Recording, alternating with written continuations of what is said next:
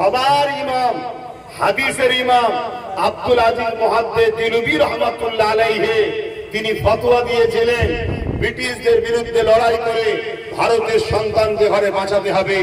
এই কথাটা শুনে উলামায়ে দ্বীনরা ঝাঁপিয়ে পড়ল।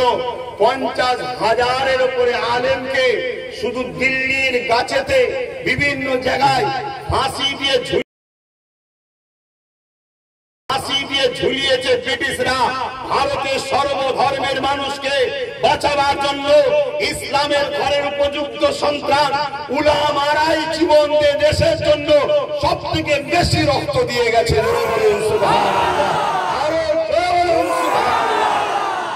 ইসলাম কখনো জুলুমের সঙ্গে সম্পর্ক রাখতে, জুলুম আর ইসলাম এক জায়গায় থাকতে, এটা মনে রাখবেন। আগুন আর পেট্রোল এক জায়গায় হলেই বিপদ, ইসলাম আর জুলুম কখন এক জায়গায় হতে পারে না। তো মুসা আলাইহিস সালামকে কতল করা, বাচ্চা জন্ম হলেই কতল করো। ফেরাউন কথা মতো ঠিক বলল যে হ্যাঁ ঠিকই বলেছিস, দে সবাইকে দে। বাচ্চাদের হলেই, পুত্র সন্তান হলেই মায়ের সামনে ফেরাউন কতল করছে। ভাবতে পারছে কি করুণ দিন গেছে। আজকে যেমন নেতানিয়াহু প্যালেস্টাইনের বাচ্চা ছেলেগুলোকে মারছে, ছোট্ট একটা ফুলের মতো বেটিকে বছর 3 কি 3.5 হবে 300 গুলি করেছে তার উপরে। নেতা হয়ে সৈন্যরা কেন এতরা, কেন এটা জানতে হবে। ইসলাম কাকে বলে সেটা তো আমার কওম ভুলে গেলে। আমার কওম শুধু ইসলামকে মসজিদের মধ্যে বেঁধে রেখে দিয়েছে, ইসলামকে মাদ্রাসায় বেঁধে রেখে দিয়েছে। সংসার জীবনে ইসলাম নেই, সমাজনীতিতে ইসলাম নেই, অর্থনীতিতে ইসলাম নেই, রাজনীতিতে ইসলাম নেই, রাষ্ট্রনীতিতে ইসলাম নেই, পরিবার নীতিতে ইসলাম নেই, মনুষ্যত্ব নীতিতে ইসলাম নেই, মানববন্ধন নীতিতে ইসলাম নেই।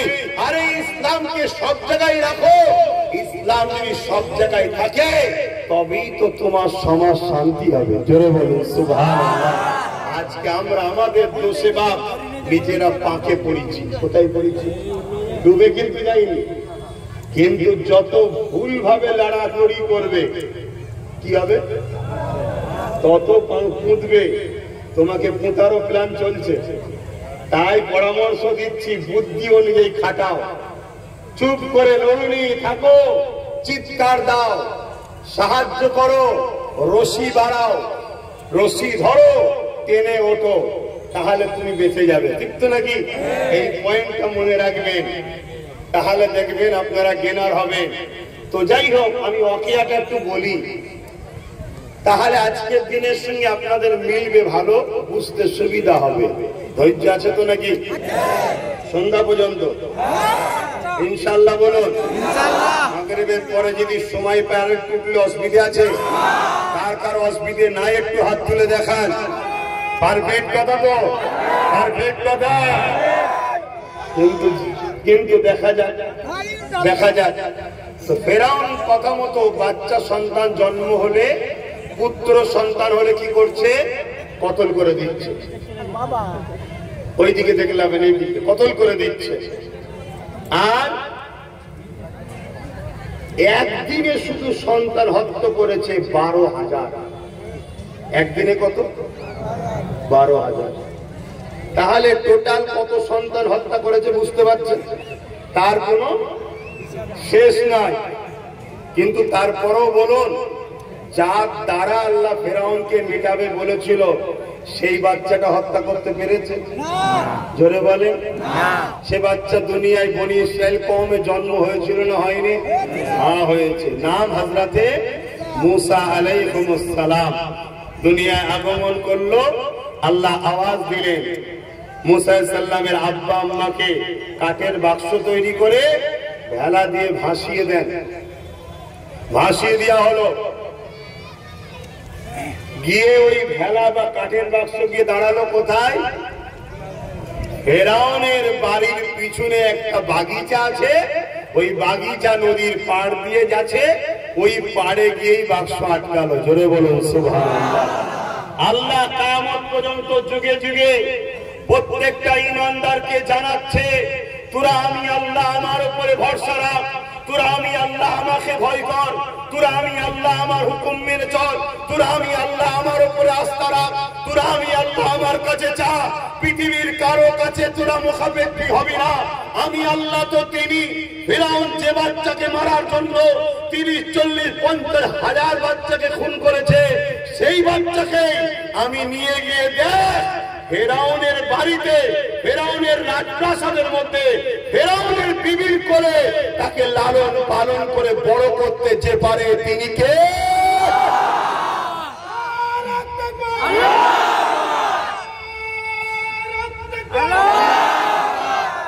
আমরা বুকে হাত দিয়ে বলুন, আমরা সেই আল্লাহর উপরে ভরসা আছে।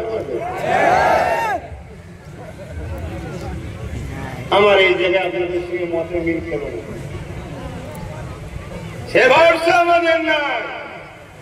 সে ভরসা যদি থাকতো তাহলে আজকে মসজিদে যখন নামাজ হচ্ছে, মসজিদের থেকে বেশি লোক এখানে বসেছিল কেন? এর কৈফিয়তটা দেন আপনার আগে। আপনারা বলবেন হুজুর তার তোমার সাথে নেই, আর তোর সাথে আমার সাথে কি থাকবি? তোর সাথে আমি নেই। যে আল্লাহর নূর সে আব্বাসের হতে কখনো পারে না। আমাকে তো সে ভালোবাসবে যে আমার আল্লাহর দাস হিসেবে আমাকে মনে করে, সে তো ভালোবাসবে। আজকে লক্ষ লক্ষ যুবক নামাজ পড়ুনি বলেই তো তোমার মসজিদকে টার্গেট করেছিলাম। তোমরা যুব সমাজ যদি মসজিদকে আবাদ করতে, তাহলে এদের সাহস ছিল তোমার মসজিদের দিকে চোখ তুলে তাকাতে পারে। জাসনি মারবে সব যুবক আছে, উঁকি মেরে দেখতে সব বুড়ো বুড়ো মসজিদে, চল দখল কর, মুসলমানদের মসজিদের উপর দরদ নেই, তাই তো দখল করছে। তাহলে আমাদের ভুল আছে না নাই? তাহলে এই ভুল থেকে ফিরে আসতে হবে না? আচ্ছা বলুন তো ভাই, এসব মসজিদ যদি ভেঙে ফেলে আমার আল্লাহর কি রাজত্ব চলে যাবে? তুমি আর থাকবে না, নেবে পরে অন্য কেউ খোদা হবে নাকি? আমার আল্লাহ তোমার আমার হাতের তৈরি করা মসজিদের মুখাপেক্ষী নয়। মসজিদ তুমি আমি বানাই আল্লাহকে রাজি করার জন্য, কিন্তু বানাবার পরেও তিনি যে কবুল করছে কি তাও জানি না। কেন তোমার আমার পয়সায় যে কত সলিড আছে আল্লাহ ভালো জানে। ও মাথায় ঢুকাবে আমি মসজিদের বিরুদ্ধে মনে হচ্ছে নাকি? না, হাকিকতটা বলছি। তাহলে মসজিদকে আবাদ করা এটা তোমার আমার দায়িত্ব।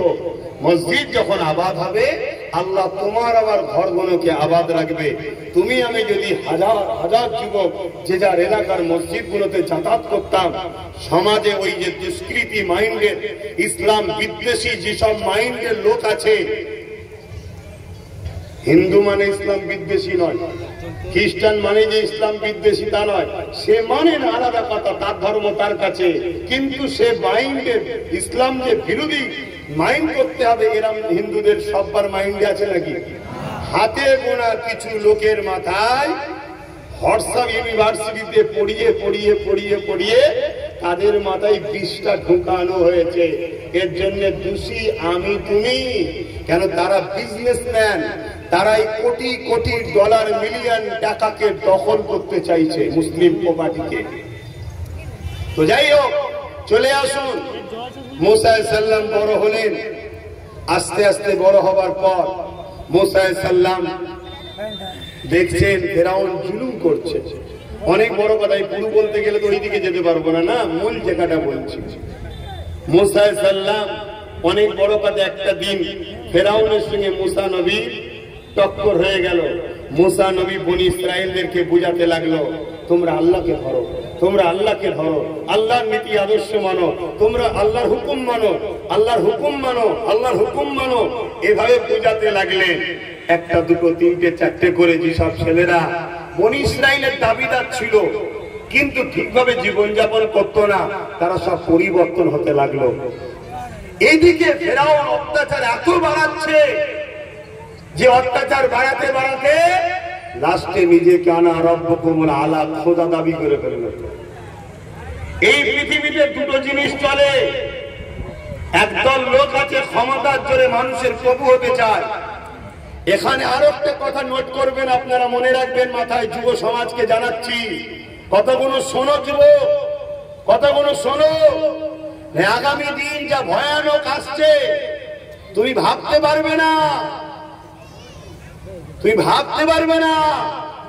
লাশের পাহাড় তৈরি হয়ে যাবে, চোখ দিয়ে পানি নয় খুন বেরোবে, খুন। গত বছর বলেছিলাম 1 বছর 4 মাস হয়েছে, কথাটা 3 বছর সময় দিয়েছিলাম, আর বাকি আছে 1 বছর 8 মাস। মিলিয়ে দেখে নিও আব্বাস সিদ্দিকীর কথা। আমি আমার বাপের কথা শোনাইনি, আমি মোস্তফা জানে রহমতের হিস্ট্রি শোনাচ্ছি। 1450 বছর আগে নবী বলে গেছে আজকের দিনে কি হবে, কিয়ামতের আগে কি হবে, ময়দানে মাশরে কি হবে। নবী কেন বললো, সাহাবাদেরকে কেন আজ করে শোনাচ্ছিল, নবী শিক্ষা দিল যারা ভবিষ্যৎ রঙের কথা ভাবে না সে জাতি কখনো দাঁড়াতে পারবে না। এজন্য নবী বুঝিয়েছে যে আগের কথা ভাবো, তাই আমাদেরকে সব শিখিয়ে দিয়ে গেছে। কিন্তু দুঃখের বিষয় আমরা এত মুসলমান বসে আছি, আমি যদি জিজ্ঞেস করি কে কে বলো নবীর জীবনী ঘরে আছে, জীবনীটাকে পুরো পড়েছো, কার কার হাত তুলে বলো কে কে নবীর জীবনী পুরো পড়েছো, বলো বলো কে কে নবীর জীবনী পড়েছো বলো। আমরা দাবি করছি আমরা মুসলমান, আমরা দাবি করি আমরা উম্মতে মুহাম্মাদি, আমরা আমার নবীর জীবনী পর্যন্ত পড়িনি। আমাদেরকে আল্লাহ মারার জন্য তো জালিম রাজা বসাবে। সূরা বাকারা খোলো, আল্লাহ তো বলেছে যখন তোমরা আমাকে ও আমার হাবিবকে ভুলে যাবে আমি আল্লাহ তখন তোমাদের উপরে জালিম হুকুমতকে বসিয়ে তার দ্বারা তোমাদেরকে জিল্লাত দেবো, শাস্তি দেবো। আমার কথাই বেজার হচ্ছে? ভুল হতে পারে মানুষের, আমরা যদি না শিখাই শিখবেন কি করে? আজকে রাগ মুখ করে যদি কাল থেকে পরিবর্তন হন, আল্লাহ সাহায্য করতে পারে না পারে না? আল্লাহ তওবাকারীকে পছন্দ করে না করে না? তো মুসা আলাইহিস সালাম অনেক বড় কথা আল্লাহ পাক মুসা নবীকে একদিন বললেন, এই পয়েন্টে চলে এসে কি বললেন, মুসা ফেরাউন বড্ড বাড়াবাড়ি করছে, ওকে যে বলো ও অন্যায় থেকে যেন ফিরে আসে। মুসা আলাইহিস সালাম বলছেন আল্লাহ আপনি যেতে বলছেন আমি তো যাব, কিন্তু আমার সাথে আমি আর আমার ভাই হারুন আলাইহিস সালাম ছাড়া আর তো কেউ নেই। আর ফেরাউন রাজা, সৈন্য, মিলিটারি শাসক, বিশাল পাওয়ার তার।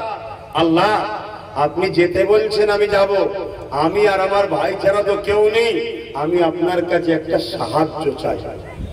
কি সাহায্য? আল্লাহ আপনি আমার সিনাতে পাওয়ার দেন। জোরে বলুন সুবহানাল্লাহ। কোথায় পাওয়ার চেয়েছে? কোরআনের কথা বলছি, সিনায় পাওয়ার।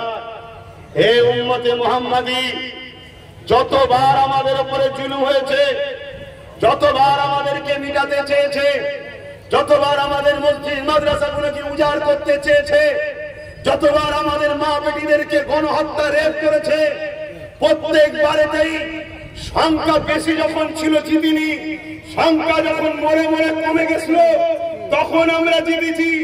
কারণটা কি? চিটে মুসলমানকে নিয়ে লাভ নাই। চিটেগুলো শেষ হয়ে যাওয়ার পর যে কটা ছিল তারা আল্লাহকে সিজদা করেছে, আল্লাহর কাছে কেঁদেছে, নবীর প্রেম আদর দেখিয়েছে, তাদের সিনাতে আল্লাহ পাওয়ার দিয়েছিল, ওই পাওয়ারে তারা বিজয় লাভ করেছে। জোরে বলুন সুবহানাল্লাহ। পৃথিবীর ইতিহাস বলছে অস্ত্র দিয়ে, বোম দিয়ে, বন্দুক দিয়ে, গুলি দিয়ে, কামান দিয়ে, পরমাণু বোমা দিয়ে কখনো মুসলমান বিজয় লাভ করেনি। মুসলমান বিজয় লাভ করেছে একটা পাওয়ার দিয়ে, ওই পাওয়ারটা হলো সিনার পাওয়ার। জোরে বলুন সুবহানাল্লাহ। আজকে দেখছেন না প্রকাশ্য অস্ত্র বিলি হচ্ছে আমার দেশে, প্রকাশ্য বলা হচ্ছে বাড়ি বাড়ি অস্ত্র রাখো, প্রকাশ্য বলছে কেটে দাও, প্রকাশ্য বলছে 2-3 মিনিটের মধ্যে মুর্শিদাবাদ খালি করে দেবো, প্রকাশ্য বলা হচ্ছে নয় রে। মনে রাখবে যুগে যুগে এইরকম লোকেরাই প্রকাশ্য অস্ত্র নিয়ে, প্রকাশ্য হুমকি দিয়ে, প্রকাশ্য অস্ত্র দিয়ে আমাদেরকে মিটাতে আগিয়েছিল। কিন্তু আমাদের হাতে অস্ত্র কোনো সময় ছিল না, আমাদের হাতে গুলি বোম বন্দুক কোনো সময় ছিল না, আমাদের কোনো সময় প্রয়োজন আগামী দিন হবে না। তাহলে জিতবো কি করে? মনে রাখবেন পৃথিবীতে অনেক কটা পাওয়ার আছে। নাম্বার 1 ম্যান পাওয়ার, নাম্বার 2 মানি পাওয়ার, নাম্বার 3 মাসুল পাওয়ার বা অস্ত্র পাওয়ার, নাম্বার 4 ম্যান্ডেট পাওয়ার অর্থাৎ রাজ পাওয়ার, আর নাম্বার 4 এই কটা সবসময় অন্যদের হাতে ছিল।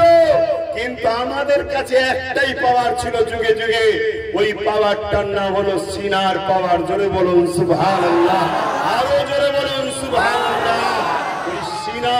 পাহাড়েতে, ওই সিনার পাহাড়েতে এক মঈনুদ্দিন আজমিরির বিরুদ্ধে সবাই লেগেছিল। এক মঈনুদ্দিন আজমিরি কামিয়াবি হয়েছিল। জোরে বলুন সুবহানাল্লাহ। আরো জোরে হবে। এবারে চলে এসো ওই সিনার পাওয়ারটা কি।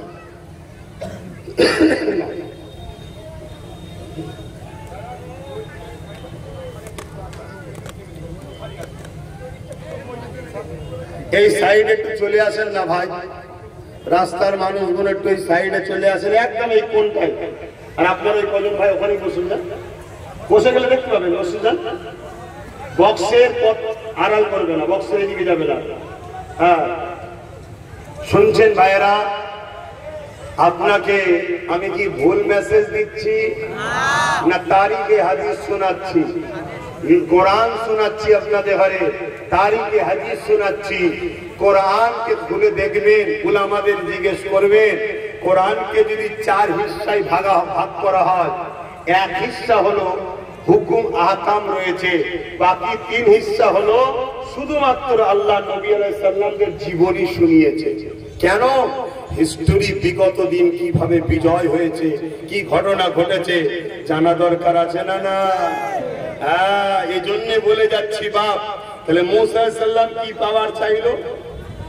সিনার পাওয়ার। আল্লাহকে বললো নাকি আল্লাহ আমাকে কিছু দেন বোম বন্ধু?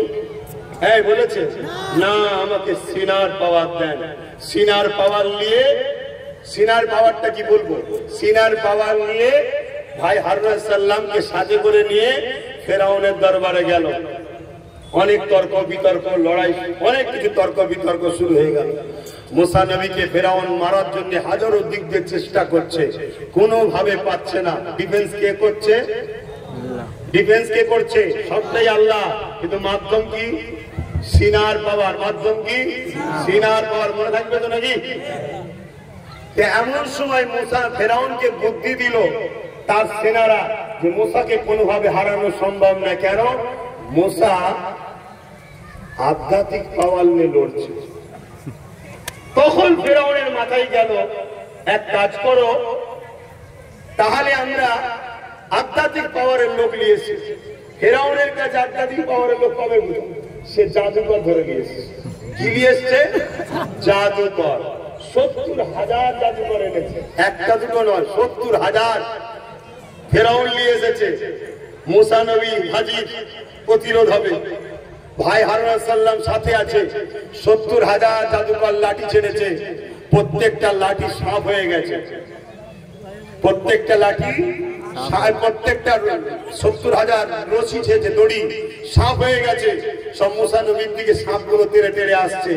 আল্লাহ পাক মুসা নবীকে বললেন, মুসা হাতের লাঠিটা ছাড়ো। হাতের লাঠিটা যেই ছাড়লেন, বিশাল বড় একটা সাপ হয়ে গেল। জোরে বলুন সুবহানাল্লাহ। কিন্তু বুঝার বিষয়, 70,000 রশি ছেড়েছে, 70,000 সাপ হয়েছে, তখন সুবহানাল্লাহ বললেন না। আর মুসা নবী যে লাঠি ছেড়েছে, সাপ হয়েছে, সুবহানাল্লাহ বললেন। তাই তো নাকি? হ্যাঁ, কারণ আছে। কারণ হলো এটা, আমরা শুধু সুবহানাল্লাহ বলেছি তা নয়। 70,000 জাদুকর যখনই দেখলো মুসা নবীর হাতের লাঠিটা সাপ হয়েছে, তারা সবাই উঠে দাঁড়িয়ে মুসা নবীর কদমে এসে বলছে, হুজুর আমাকে আপনার গোলাম হিসাবে কবুল করেন। জোরে বলুন সুবহানাল্লাহ। আরো জোরে বলা যাবে না? ইসলামকে ভয় কেন বুঝতে পারছেন তো? হ্যাঁ, যারাই বিরোধী করেছে তাদের লোকেরা সব ইসলামে চলে যাচ্ছে। বুঝতে পারছেন না? পারেননি। দোকান ঠেকাতে পারছে না, খদ্দের পালাচ্ছে। আমেরিকা চেয়েছিল ডব্লিউ বুশ যে ভারত আমেরিকা থেকে ইসলামকে মুছে দেবো।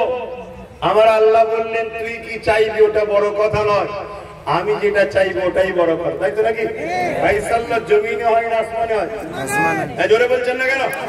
হ্যাঁ, আসমানে হয়। তা আমার আল্লাহ বললেন, তুই ইসলামকে মুছে দিবি বলছিস আমেরিকা থেকে, আমি তোর ঘরে ইসলাম ঢুকাবো। বুশের একটা কন্যা ছিল, তাকে আল্লাহ মুসলমান বানালো এবং হাফেজা, কোরআনের হাফেজও বানিয়ে দিলেন। জোরে বলুন সুবহানাল্লাহ। রোজ কোরআন তেলাওয়াত হচ্ছে ঘরে। আল্লাহ কে বুঝতে পারছেন? আল্লাহকে চিনতে পারছেন? হ্যাঁ, সেই আমেরিকা বা ইউরোপ দুনিয়া তারা আজকে তাদের বিবৃতি, তাদের কথা, আমার কথা নয়, পেপার পত্রিকায় বেরিয়েছে। ইউরোপ দুনিয়া বলছে আগামী 40 থেকে 45-এর মধ্যে ইউরোপ দুনিয়া হবে সংখ্যাগুরু ইসলাম। জোরে বলুন সুবহানাল্লাহ, আরো চিৎকার দিয়ে বলুন। অনেকে হয়তো বলবে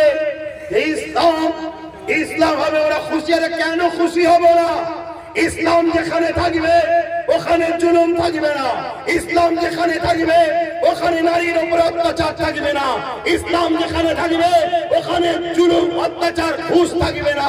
ইসলাম যেখানে থাকবে ওখানে বৃদ্ধাশ্রমে পাঠিয়ে মাকে অপমান করা হবে না।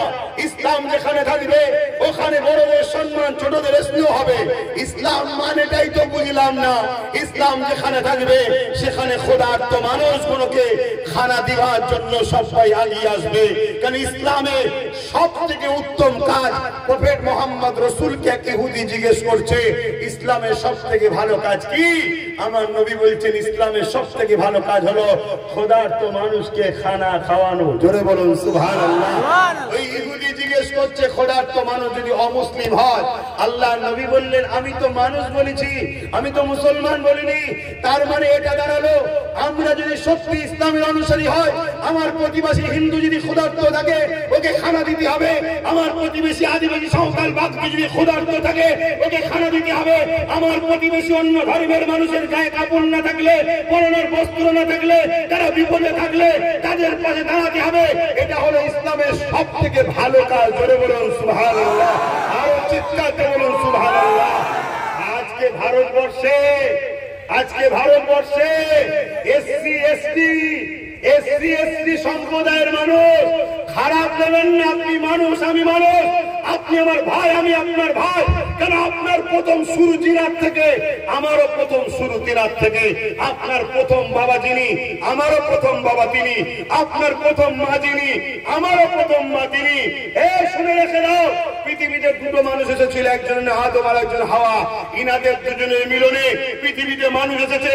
তাই হিন্দু হোক, আদিবাসী হোক, সাঁওতাল হোক, খ্রিস্টান হোক, এসসি হোক, এসটি হোক, মুসলমান হোক, শিখ হোক, পাঞ্জাবি হোক, সবার বাবা মা হলো আদম আর হাওয়া। এই সূত্রে আমরা হিন্দু, মুসলমান, জৈন, খ্রিস্টান সব ভাই, আমরা ভাই বোন। জোরে বলুন।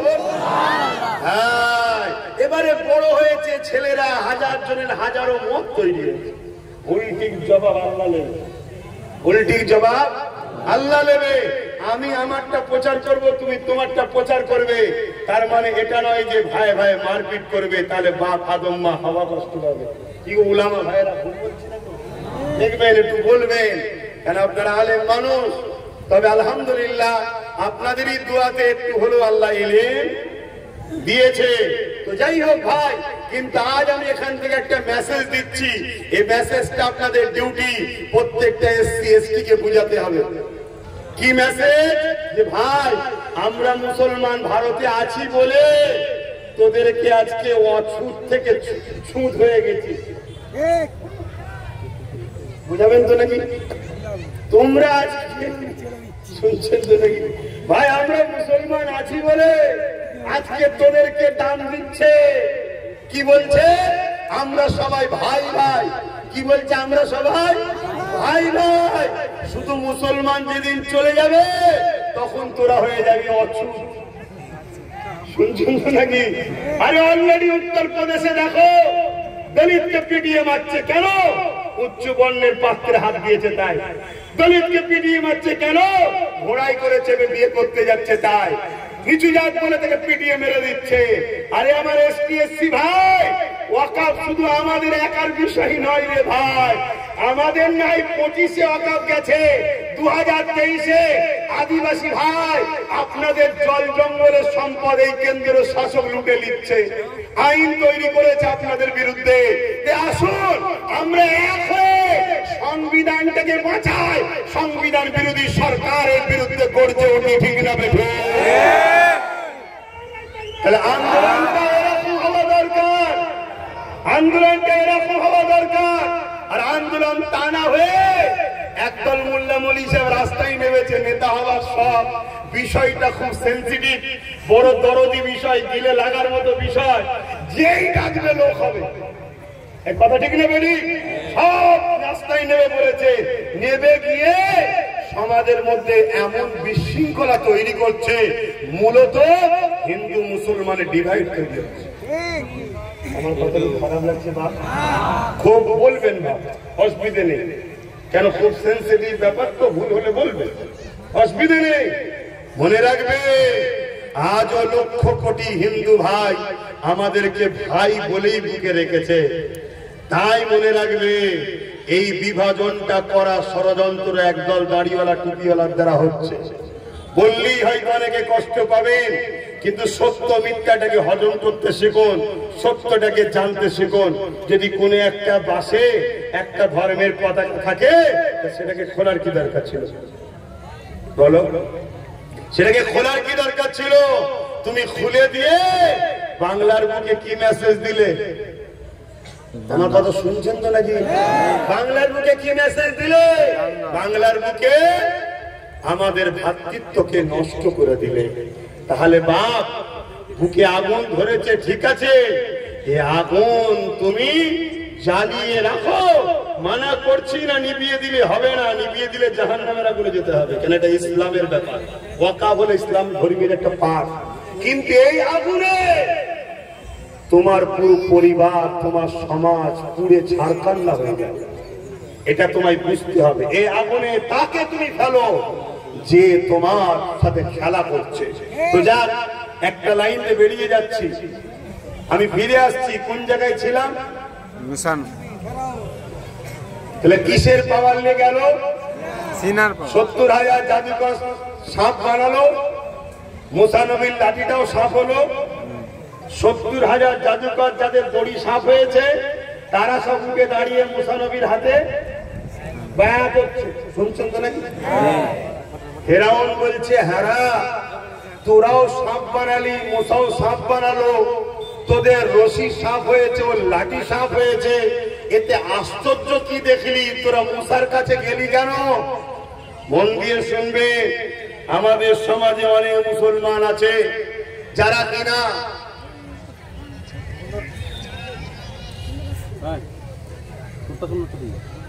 এই জলসাগুলো কমিটি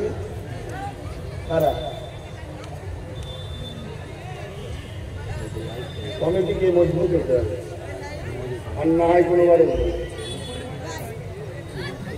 যারা শুনে দিকে আসে, যারা শুনছেন তো,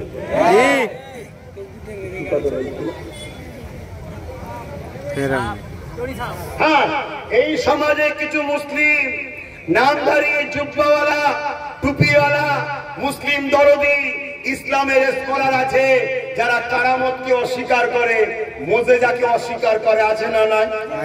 এরা হলো আমাদের সমাজের সবথেকে বড় মুনাফিক গাদ্দার। আরে মুসা নবীর দিকে কেন গেল 70,000 জাদুকর?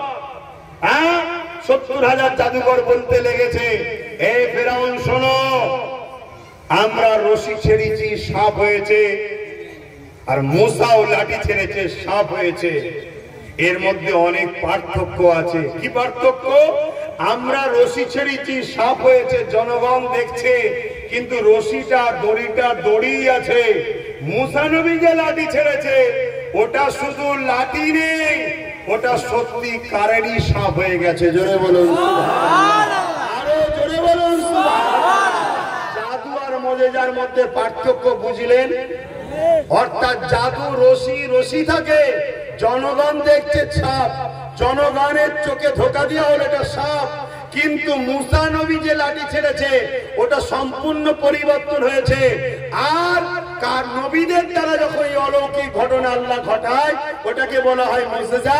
আর এই অলৌকিক ঘটনা যখন ওলিদের দ্বারা হয়, এটাকে বলা হয় কারামত। জোরে বলুন সুবহানাল্লাহ। ভাইরা আমার, তাহলে মুসা নবীর দিকে এইভাবে চলে গেল, সিনার পাওয়ারে মুসা নবী কামিয়াবি হলেন। জোরে বলুন সুবহানাল্লাহ। চলে আসেন আমার নবীর পিরিয়ডে, ডাইরেক্ট চলে আসছে আমার নবীর সময়, ডাইরেক্ট আমার নবীর সময় চলে আসছি। বদর বলে একটা স্থান আমরা সবাই জানি, জানেন? 1000-এর উপরে আবু জেহেল বাহিনী, 1000-এর উপরে তারা মক্কার থেকে মদিনায় হামলা করতে গিয়েছিল, জানেন তো নাকি? আল্লাহ নবী মক্কার জমিনে ছিলেন, আমার নবীর উপরে আবু জেহেলের রাগটা কিসের? আমার নবী ইনসাফের কথা বলে, আমার নবী ইনসানিয়াতের কথা বলে, আমার নবী ন্যায়ের কথা বলে, আমার নবী গরিবের কথা বলে। এ উম্মতে মুহাম্মাদি শোনো, আমার নবী নারীদেরকে হত্যা করা হতো বন্ধ হওয়ার কথা বলে। আজকে সেই নবীর উম্মত আমি যদি বলি ভারতবর্ষের আদিবাসী দলিত মুসলিম সহ যে কোনো ধর্মেরই হোক না কেন নারীদের উপরে রেপ হচ্ছে বন্ধ করো, আমি যদি বলি তিলোত্তমা বোনের ইনসাফ হলো না কেন ধর্ষণ বন্ধ করো, এই মুসলমানের একদল বলবে হুজুরের ছেলে ওয়াজ করতেছে, এই কথা বলবে কেন?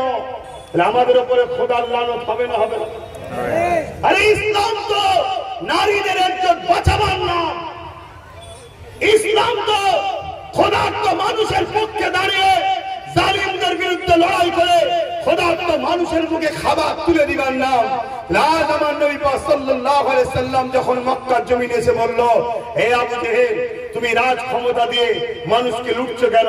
রাজ ক্ষমতা দিয়ে গরিবের খানা লুটছো কেন? রাজ ক্ষমতা দিয়ে মানুষকে কিলোদাস দাসী বানাচ্ছ কেন? রাজ ক্ষমতা দিয়ে মানুষের উপর অত্যাচার করছো কেন? রাজ ক্ষমতা দিয়ে তোমার ক্যাডার বাহিনী, গুন্ডা বাহিনী, তোমার চামচাদের দিয়ে মানুষের ঘরের বেটিদের রেপ করছো কেন? হে আবু জেহেল, উতবা, সাইবা, এগুলোকে বন্ধ করো, এগুলো বন্ধ করো। মক্কা সন্ত্রাস আবু জেহেল, উতবা, সাইবা আমার নবীর বিরুদ্ধে দাঁড়িয়ে গেল। ইসলামের বিরোধী করার কারণটা মাথায় ঢুকছে? যুগে যুগে যারা ইসলামের বিরোধী করেছিল তাদের মধ্যে দুই শ্রেণী হলো সব থেকে টপ। মনে রাখবেন, জালিম অত্যাচারী শাসক যুগে যুগে ইসলামের বিরোধী করেছে। আর এক শ্রেণী হলো ধর্মের নামে যারা কুসংস্কার ভণ্ডমি শিখায়, তারা ইসলামের যুগে যুগে যুগে বিরোধী করেছে। কারণ ইসলামের সত্য আলোর কাছে, সত্য আলোর কাছে এদের ভণ্ডমির দোকান বন্ধ হয়েছে। ইসলামের সত্যের আলোর কাছে জালিম অত্যাচারের বিরুদ্ধে, রাজার বিরুদ্ধে লড়াই করার জন্য যুগে যুগে মানুষ রুখে দাঁড়িয়েছে। কারণ ইসলাম বলেছে জালিম শাসকের বিরুদ্ধে, অন্যায়ের বিরুদ্ধে হক কথা বলা এটা সব থেকে বড় জিহাদ। জোরে বলুন সুবহানাল্লাহ। এই অন্যায় কথা বলতে গিয়ে, অন্যায়ের বিরুদ্ধে বলতে গিয়ে, জালিম শাসকের বিরুদ্ধে বলতে গিয়ে কেউ যদি মারা যায় আল্লাহ তাকে বেহিসাব জান্নাত দেয়। জোরে বলুন সুবহানাল্লাহ। ইসলাম শিখিয়েছে মজলুমের সাথে থাকো, গরিবের সাথে থাকো, দুঃখীর সাথে থাকো, বিধবার সাথে থাকো, এতিমের সাথে থাকো। অন্যায় যেখানে হবে প্রতিরোধ করো। তাই জালিম শাসকরা চায় না থাকবে বস, না থাকবে বাঁশুরি, না থাকবে ইসলাম, না থাকবে আমাদের বিরুদ্ধে চোখ খোলাবার কোনো কথা। এই জন্য তারা ইসলামকে মিটাতে চায়। শুনছেন তো নাকি? কিন্তু আমরা মোল্লা মৌলী সাহেব ইসলামকে মসজিদের মধ্যে ভরে তালামেদ দিয়েছি, মাদ্রাসার মধ্যে ভরে তালামেদ দিয়েছি। আমাদের একটাই বক্তব্য, আরে বাবা আমাদের জন্য আখিরাতে রয়েছে, তো দুনিয়ায় কি হবে? আল্লাহ আল্লাহ করো, আল্লাহ আল্লাহ করো, আল্লাহ আল্লাহ করো। আরে আল্লাহ আল্লাহ করো যদি শুধু ইসলাম হতো তাহলে কারবালার মাঠে ইমামে হোসাইন কেন গিয়েছিল? কথা মাথায় ঢুকছে না? ঢুকে নে। এই সমাজে নেশার জন্য যুব সমাজ, এখানে যত যুবক আছে 100টার মধ্যে 95টা যুবক নেশার কারণে তাদের সংসারে অশান্তি হচ্ছে, নেশার কারণে কাজ কারবার নষ্ট হচ্ছে, যুব সমাজ নেশাতে আসক্ত হচ্ছে, কোটি কোটি মিলিয়ন টাকা নেশা বিক্রি করে ইনকাম করছে। ইসলাম বলছে নেশা মুক্ত সমাজ গড়ার নাম ইসলাম। অর্থাৎ নেশার বিরুদ্ধে বলবে না তুমি 100% সলিড মুসলমান হতে পারলে না, রেপের বিরুদ্ধে বলবে না 100% সলিড মুসলমান হতে পারলে না, গরিবদের পক্ষে দাঁড়িয়ে গরিবদেরকে যারা লোটে তাদের বিরুদ্ধে বলতে পারলে না তুমি 100% সলিড মুসলমান হতে পারলে না। হাতটাকে শোনো শোনো শোনো, ইসলাম দাঁড়িয়ে আছে দুটো পাট্টির উপরে। কুনতুম খায়রা উম্মাতিন উখরিজাত লিন-নাস তা'মুরুনা বিল মা'রুফ ওয়া তানহাউনা আনিল মুনকার। অন্যায় দেখলে মেটাও আর ন্যায়কে প্রতিষ্ঠিত করো, এর নাম ইসলাম। জোরে বলুন সুবহানাল্লাহ, আরো জোরে বলুন সুবহানাল্লাহ। মনে রাখবে, খুব ভালো করে শোনে, আমার নবী পাক বলেছে অন্যায় দেখলে হাত দিয়ে রোখো, অন্যায় দেখলে হাত দিয়ে রোখো, যদি হাতে রুখতে না পারো মুখ দিয়ে রোখো, মুখে যদি না পারো অন্তর থেকে ঘৃণা করো। এই তিনটে যার মধ্যে নাই তার মধ্যে ঈমান নাই। কথা মাথায় ঢুকছে? কথা বলেন, ঈমান নাই। আজকে কেন্দ্র সরকার যে কালা কানুন তৈরি করলো, এটা সংবিধানের পক্ষে না বিরুদ্ধে? জোরে বলুন, এটা নাই না অন্যায়? জোরে বলুন, নাই না অন্যায়? এর বিরুদ্ধে হাত দিয়ে লড়তে হবে। যদি হাতে ক্ষমতা না থাকে মুখ দিয়ে লড়তে হবে, মুখে যদি ক্ষমতা না থাকে ঘৃণা করতে হবে। এই তিনটার মধ্যে কোনোটা যদি কোন মুসলমানের মধ্যে, 3 লক্ষণের মধ্যে কোনোটা না থাকে, ইসলাম বলছে ওর মধ্যে ঈমান নাই। শুনছেন না? শোনেন। তবে লাস্টের যেটা বললাম ওটা বড় দুর্বল। কি? ঘৃণা করা। আর গণতান্ত্রিক দেশে হাত তোলা যাবে না। দ্বিতীয়টা আমাদের জন্য প্রযোজ্য। কি? প্রতিবাদ করতে হবে। এই অন্যায় করছে বলতে হবে, ঠিক না বেটি? অন্যায়ের প্রতিবাদের দরকার আছে না নাই? হাত তুলে সাক্ষী দেন, প্রতিবাদের দরকার আছে। কেন্দ্র সরকার যেটা করছে যেমন অন্যায়, এবারে আমি জানতে চাই, যে সরকার বলেছিল বিজেপি কে রুখার জন্য আমাকে ভোট দাও, সে যদি ইমামদের ডেকে নিয়ে যে বলে আন্দোলন দিল্লি যে করো, এ কথাটা নাই বলেছে না অন্যায়? এরও প্রতিবাদের দরকার আছে না? থেকে প্রমাণ এই কথার প্রতিবাদ যে মোল্লা মনি সাহেব পীর পীরজাদা করবে না, তার মধ্যে ঈমান নাই, ঈমান নাই, ঈমান নাই, ঈমান নাই, ঈমান নাই।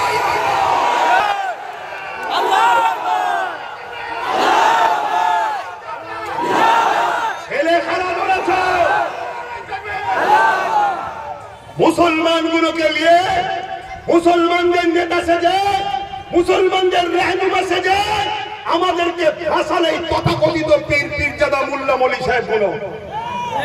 শুনছেন না? শোনেন না? কেন্দ্র সরকার যেটা করেছে অন্যায়, এর প্রতিবাদ করতেই হবে। ঠিক তেমনি যে কথা দিয়েছিল কলিকাতার রেড রোডে গিয়ে, এই ঈদের নামাজের কোথায় কথা বলে? ঈদগায়, ঈদগায় ঈদের নামাজ হয়। ঈদগাতে আপনাদের মা বোনেরা যায় কেন? ঈদের নামাজ বা কোনো নামাজে বা নামাজেতে যেতে নাই। মুসলমানদের ধর্মের নামাজ মুসলিম মা বোনরা যেতে পারে না কলিকাতার রেড রোডে, তাহলে রাজ্যের সিএম কি করে গেল মহিলা হয়ে? তাহলে সে যেমন অন্যায় করেছে, তার থেকে বড় অন্যায় যেসব মোল্লা মলি সাহেবরা লিখেছে। কথা বলো, ধর্মের মানুষ তার নাও জানা থাকতে পারে, কিন্তু যেসব মোল্লা মলি সাহেব ইনাকে নিয়ে গিয়ে ইনার থেকে মোটা অঙ্কের টাকা নিয়ে এত লোক একটু প্রচার করলেন, টাকাটা দিয়ে দেন, তাহলে ওই গাদ্দার গুলোকে চিনা দরকার আছে না? না, আমরা মরিছি কোথায় বুঝতে পারছো? লোহার তো কাজই বাপ কাটা। লোহার কাজ কি? কাটা। ইসলাম বিদ্বেষী যারা, তারা তো আমাদেরকে কাটবেই, তারা তো আমাদের মসজিদ মাদ্রাসা ভাঙবেই। কেন্দ্র সরকার ওয়াকফ আইন করে মিটাচ্ছে, রাজ্য সরকার মাদ্রাসার শিক্ষক বন্ধ করে মিটাচ্ছে। এদের সবার একটাই কাজ, ইসলামকে শেষ করো। শুনছেন না? শুনেন। কিন্তু ইনি বলেছিল এই মুসলিম দরদি, তর্কের খাতিরে নাই মেনেই নিলাম। কিন্তু আজ যখন বেটা মুসলমান গুলো ফেঁসে গেছে, তামিলনাড়ুতে 5% মুসলমান, সেখানকার সিএম সুপ্রিম কোর্টে কেস করছে। আজকে সুপ্রিম কোর্টে নওশাদ সিদ্দিকীও গেছে। আজকে সুপ্রিম কোর্টে 7-8টা রাজ্যের পক্ষ থেকে কেস হয়েছে, তারা যে নেতারা গেছে। কিন্তু বাংলার অভিভাবিকা ঘুমটা দিয়ে ইফতার পার্টিতে আসা, সে কি গেছে? সে ইমামদের নিয়ে গেছে সেটিং করতে। সেই ইমামদের ঘরে ডেকেছে সেটিং করতে। বাঁচা বাবা, তোদের টাকা দিলাম, একটু বলবি নি আমাদের হয়ে? কিন্তু অবাক হয়ে গেলাম, হাফ প্যান্ট পরে ইমাম গেছে, হাফ প্যান্ট পরে ইমাম গেছে, দাড়ি চাচা প্যান্ট শার্ট পরা ইমাম। আবার আজকাল মহিলা ইমাম হয়েছে, দেখেছেন না? দেখেন না? ধর্মটাকে নিয়ে আর কত খিল্লি করবেন? এই সব পিছনে আমাদের হাত আছে না নাই? এই যে ধর্মকে নিয়ে খিল্লি হচ্ছে, মোল্লাদের হাত আছে না নাই? এই মোল্লাদেরকে কাটবে, সাইজ করবে বললেই তো আলকা জালিমকে বসেছে। আমার রদ বুঝে আসছে না? আসেনি? এই যে হাওয়াটা চলছে, গাছের পাতা লড়ছে কার হুকুমে? আল্লাহর বিনা হুকুমে গাছের পাতা লড়ে? ভারতের প্রধানমন্ত্রী কি হবে আল্লাহর হুকুম ছাড়া হয়ে যায়? মাথায় ঢুকছে কথা? তাহলে বাঁচবেন কি করে? বাঁচার রাস্তা হলো ইমানদার লিডার ধরতে হবে, তার পিছনে দাঁড়াতে হবে। আইন যখন হয়ে গেছে, আইনের অস্ত্র দিয়ে আইনকে কাটতে হবে। করলে হবে না, আইনের অস্ত্র দিয়ে কাটতে হবে। আইনের অস্ত্র দিয়ে কাটবে বলে ইমানদার নেতা, মনে হয়তো নাকি নওশাদ সিদ্দিকী এখন সুপ্রিম কোর্টে বসে আছে, তো আইনের অস্ত্র দিয়ে কাটার জন্য গেছে। 1 নম্বর। দ্বিতীয় নম্বর কিভাবে রুখবেন? দ্বিতীয় নম্বর রুকার হলো কি, রাজ্যে যিনি দায়িত্বে আছে তিনি যদি কেস করে আর 10 কোটি মানুষ কেস করে, এক হবে না আলাদা হবে? না একই হবে। 10 কোটি মানুষের উনি প্রতিনিধি। এখন আমি ভোট নাও দিতে পারি, কিন্তু উনি এখনো আমার মুখ্যমন্ত্রী, ঠিক না ভাই? এটা মানতে হবে ভাই। আমি আনাড়ি মুসলমান নয়, যুক্তিতে কথা বলতে হবে। আমি বিজেপিকে ভোট দিই না, তাকে ঘৃণা করি, সে ধ্বংস হয়ে যাক তার জন্য বদদোয়া করি, কিন্তু তারপরও আমি মানতে হবে মোদী আমাদের প্রধানমন্ত্রী। এটা মানতেই হবে। কেন? কোথায় বাড়ি ভারতের, তোমাদের প্রধানমন্ত্রীকে তুমি বলবে নাকি আব্বাস সিদ্দিকী? তাহলে কি বলবে? তো বলতেই হবে। কিন্তু তার কাজ কাম, তার কথাকে আমাদের পছন্দ নয়, ঘৃণা করি, তার উপরে লানত হোক। সে যেভাবে দেশকে ধ্বংস করছে, আল্লাহ তাকে ধ্বংস করে দিক, বলুন আমি। কিন্তু এটা মানতে হবে, ঠিক না বেটি? 10 কোটি লোকের প্রতিনিধি এখন রাজ্যের সিএম, তিনি যদি কেস করে তার মানে 10 কোটি লোক কেস করবে, তিনি কেস করবে। সবার বলা দরকার আছে না? নাই? ঝগড়া করার দরকার নেই, ভালোবেসেও তো বলা দরকার। আজকে যতগুলো হাফ প্যান্ট পরা ইমাম গেল, দাড়ি চাঁচা প্যান্ট শার্ট পরা ইমাম গেল, মহিলা ইমাম গেল, বা একটা দুটো পীর যারা যে কটা গেল, একটা কেউ বলেছে আগামী দিন আপনার সাথে যেমন ছিলাম আগামী দিন থাকবো? আমাদের অনুরোধ, এই আইনের বিরুদ্ধে বিধানসভায় নিন্দা বিল পাস করে সবকটা এমএলএ এমপি কে নিয়ে 230টার উপরে এমএলএ আমরা দিয়েছি না, দিই না, সবকটাকে নিয়ে আপনি সুপ্রিম কোর্টে কেস করুন। আপনি আমাদের অভিভাবিকা, আপনি বলেছিলেন যা হবে মুসলমানদের আমি আছি, অতএব এরা মুখে বললে হবে না, লাগু করতে দেবো না। এ মুখে বললে হয় না, যদি মুখে বলে তোকে খাইয়ে দিলাম, পেট ভরে যাবে? তার জন্য প্রয়োজন খাবার আসা, সামনে খাওয়া, পেটে যাওয়া, ঠিক না বেটি? অতএব আপনি যে কেস করুন, যদি এই বিপদে এ কেস না করে, নিন্দা বিল যদি না পাস করে, এবং যদি তার এমএলএ এমপি মন্ত্রীদের যে কেস কামারি না করে, এরপরও যতগুলো মোল্লা মনীষা পীর পীরজাদা এর বিরুদ্ধে না বলে চুপ থাকবে, জানবেন সব কটা দালাল। মনে থাকবে, মনে থাকবে। আমার সঙ্গে কারা একমত হাত তুলে সাক্ষী দেন, তারা একমত হাত তুলে সাক্ষী দেন, হাত লম্বা করে দেখান, হাত লম্বা করে রাখবেন। নারায়ে তাকবীর,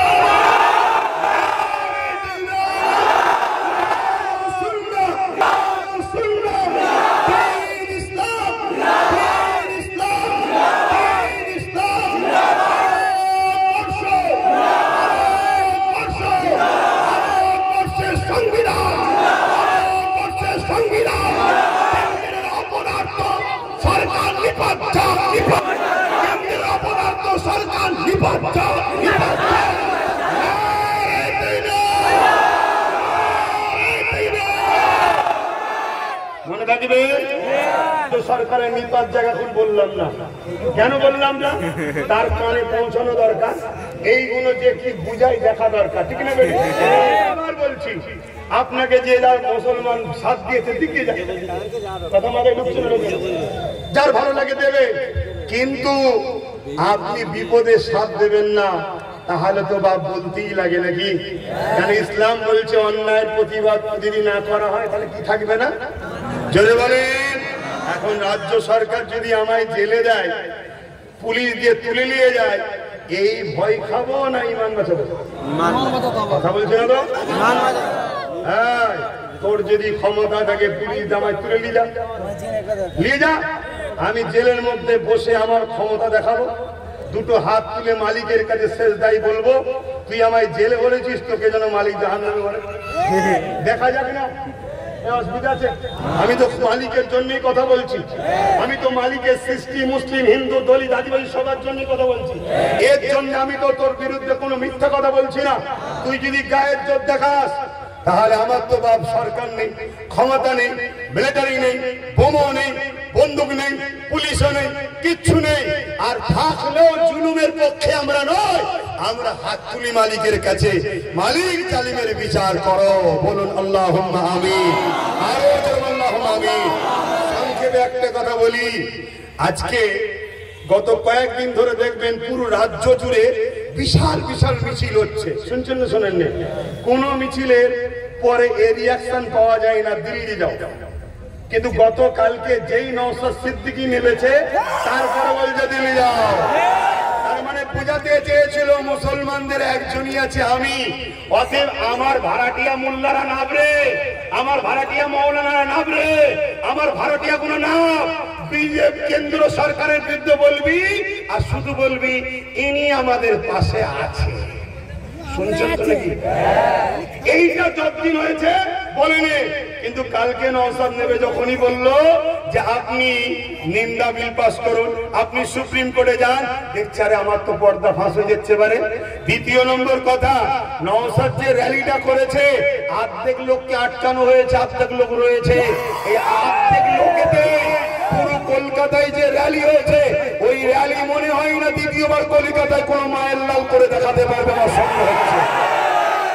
তো যাই হোক, আমি এখানে আরো একটা কথা বলি, যদি ওয়াকাবের বিরুদ্ধে আমি হই, ওয়াকাবের বিরুদ্ধে যদি একটা আব্বাস, এটা পশ্চিম আব্বাস আমাদেরই ছেলে, শুনছেন তো নাকি?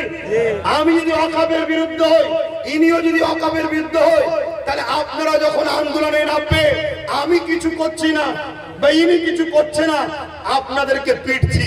কেন পিটবো? আমি যদি ওয়াকাফ কালা কানুনের বিরুদ্ধে হই তাহলে আমি কেন আপনাদেরকে পিটবো? এটা কি উচিত হবে?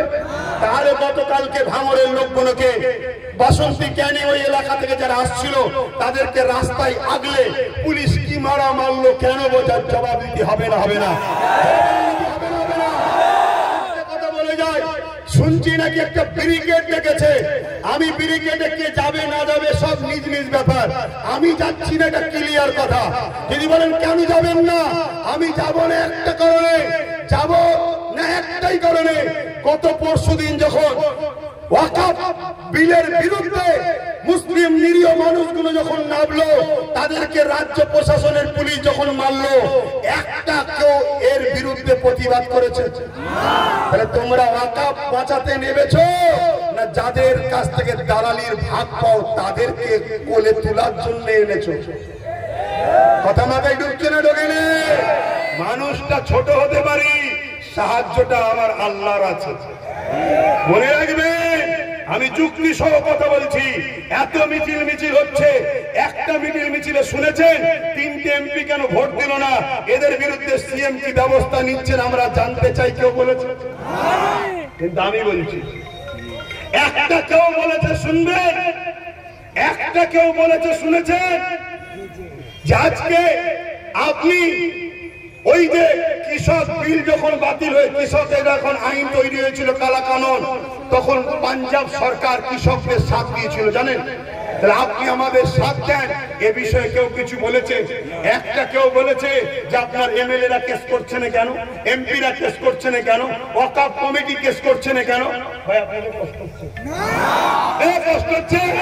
আপনাদের কাছে যদি আল্লাহ আগে হয় আমার কথা পছন্দ হবে, ইসলাম যদি আগে হয় আমার কথা পছন্দ হবে, মসজিদ মাদ্রাসা আগে হয় আমার কথা পছন্দ হবে, আর এই মুনাফিক বেঈমান নেতা যদি আগে হয় অবশ্যই আমার কথা অপছন্দ হওয়াটা স্বাভাবিক, ঠিক না? ঠিক।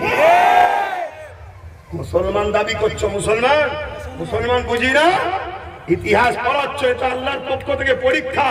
আমি আবার বলছি, চ্যালেঞ্জ দিচ্ছি, বিজয় আমাদেরই হবে। জোরে বলুন সুবহানাল্লাহ, জোরে বলুন ইনশাআল্লাহ, জোরে আল্লাহু আকবার। কিন্তু আল্লাহ পরীক্ষা নিচ্ছে, কথা মাথায় ঢুকছে? যাক, সময়ের দিকে চলে যাচ্ছে, তাহলে আমি সংক্ষেপ করছি। ভাঙড়ের মানুষ ক্যানিং, জীবনতলা, বাসন্তী, সরবেরিয়া বিভিন্ন জায়গা থেকে প্রায় 2-2.5 লক্ষ লোককে আসতে দেয় না, পুরো আটকে দিয়েছে। কথা বুঝে আসছে? তারপরও যা ইতিহাস হলো সবই আপনারা সাক্ষী আছেন। তো মনে রাখবেন, আমি জানতে চাই এই বিলটা বাতিল করা যাবে না যাবে না? যাবে। আমি ক্ষুদ্র জ্ঞানের 3টে প্রসেসিং এর কথা বলছি। নম্বর 1 কি বললাম? যে আইন দ্বারা হয়েছে আইনের অস্ত্র দিয়ে কাটতে হবে। দ্বিতীয় নম্বর কি? দ্বিতীয় নম্বর কথা হচ্ছে আইনটা করলো কারা? মোল্লা মলি সাহেবরা, সাধারণ লোকেরা, নাগরিকরা? কারা করেছে? যারা রাজ ক্ষমতা যাদের হাতে আছে, এমএলএ এমপি সবাই। কেন বিধানসভাতেও পাস হয়েছে, বিধানসভায় পাস হয় কি করে? এই কি বলে রাজ্যসভাতেও পাস হয়ে গেছে। কথা বুঝে আসছে? তাহলে যে ক্ষমতায় ওরা বিল পাস করেছে ওই ক্ষমতা দখল করতে। শুনছেন? সেকুলার দল যারা আছে, সেকুলার দল যারা আছে তাদের সবাইকে সাথে রাখো, সবাইকে ডাকো। যদি বলে না তোরা আমাদের পিছনে থাক, তাহলে জানবি আবার ঠকাবেই, বলবে দিল্লি যাও। ওই জিতে আবার বলবে দিল্লি যাও। না, ওটা বললে হবে না। আমি যখন বলেছিলাম চেয়ারের 4টে পায়ের 1টা পায়া রাখো, বলেছিলাম না? বলিনি? একটু মাথায় ঢুকাও। রাগ করছো? একটু মাথায় ঢুকাও। ধরো না যিনি সিএম আছে উনি আছে, কিন্তু 3টে পায়া ওনার, 1টা পায়া আমাদের। এই জায়গায় বলো চেয়ারে উনি বসে আছে, আমরা যদি বলতাম দিল্লি যাও, এ কথা বললেন, পায়া খুলে নেবো, ক্ষমা চাইবে না চাইবে না? আমরা যদি বলি এক্ষুনি দিল্লি যে আপনাকে কেস করতে হবে, যাবে না যাবে না? 1টা পায়া খুলে নিলেই চেয়ার করে যাবে। এই জন্য বলেছিলাম যে নিজেদের একটা হাতে পায়া রাখো, সব ছেড়ে দিওনি। ৭৭ বছর ছেড়ে ছেড়ে ছেড়ে ছেড়ে যে গেছে, একটা প্রবাদ বাক্য আছে, যে কোনো জায়গায় গেলেই সেই নাকি ভক্ষণ করে। কথা বুঝে আসছে? অতএব যেই এসব বাঘ আমাদেরকে ভক্ষণ করবে, তাই নিজেদের হাতে পাওয়ার রাখা দরকার আছে না নাই? তাহলে এই পাওয়ার তৈরি করো, তাতে 5 বছর যাক, 10 বছর যাক, সংখ্যা গরিষ্ঠতা দিয়ে বিল পাস করেছে, সংখ্যা গরিষ্ঠতা দেখিয়ে আইন পাস করে আবার ওই বিলকে বাতিল করাতে হবে ইনশাআল্লাহ। জোরে বলেন ইনশাআল্লাহ। আছে না নাই? তাহলে 2টো রাস্তা বললাম। 3 নম্বর রাস্তা, কৃষক ভাইয়েরা যেভাবে বিল বাতিল করেছিল। কৃষক ভাইয়েরা কিভাবে বাতিল করেছে জানেন? হ্যাঁ, শুধু আন্দোলন নয়, একটানা আন্দোলন করতে তখনই পেরেছে যখন রাজ্যের সরকার সাথ দিয়েছিল, পাঞ্জাব সরকার সাথ দিয়েছিল। কি বলেছিল? গাড়ি ভাড়া, তেল খরচ, থাকা, খাওয়া সব আমার, কেউ মেরা গেলে 2 লাখ 3 লাখ 5 লাখ করে টাকা দেবো, আন্দোলন করো। তাই কৃষকরা সাকসেসফুল হয়েছে। আজকে এই আইনকে বিটানো যাবে। প্রত্যেকটা সেকুলার রাজ্য যেগুলো আছে, যেখানে কংগ্রেস, বাম বা টিএমসি, এদের সবার উচিত আমাদেরকে সাথ দেওয়া। ঠিক না বেটি? যদি সাথ না দেয়, মনে রাখবে সব শিয়ালের একই ডাক। কেউ প্রকাশ্য গুলি করে মারছে, কেউ বিষ খাইয়ে মারছে। ইসলাম ও মুসলমানকে শেষ করো। যদি সাথ না দেয়, তাহলে মনে রাখবে রসুনের মাথাগুলো আলাদা আলাদা, পিছনটা কিন্তু সব দেখবেন এক জায়গায়। মাথায় ঢুকছে? আন্দোলন বাংলায় হবে না হবে না? জোরে বল, হবে না হবে না? হাত তুলে বল, হবে না হবে না? হাত তুলে বল, হবে না হবে না? কার সাথে করবেন? কার সাথে করবেন? যারা দালালি করতে নামছে তাদের সাথে। একটু বুঝে বুঝে কাজ করতে হবে না হবে না? হ্যাঁ, হাফ প্যান্ট পরওয়ালাদের সঙ্গে ইমাম এসে করবেন না। এখন আমি সালাম দেবো, আপনাদের অসুবিধা হচ্ছে? সালাম দিবার পর একটা জরুরি ঘোষণা দেবো, জরুরি একটা এলান দেবো। প্রয়োজন হয় আমিও যদি ডাকি, আপনারা আমার ডাকে সাথ দেবেন? থাকবেন, আমি একা থাকবো, সাথ দেবেন? সাথ দেবেন? হাত তুলে সাক্ষী দেন। দোকান হয়তো, দোকান হয়তো আপনারা কোথায় ডাকবো সে বিষয়ে একটু বলছে, আগে সালামটা দিয়ে নি। হে নবী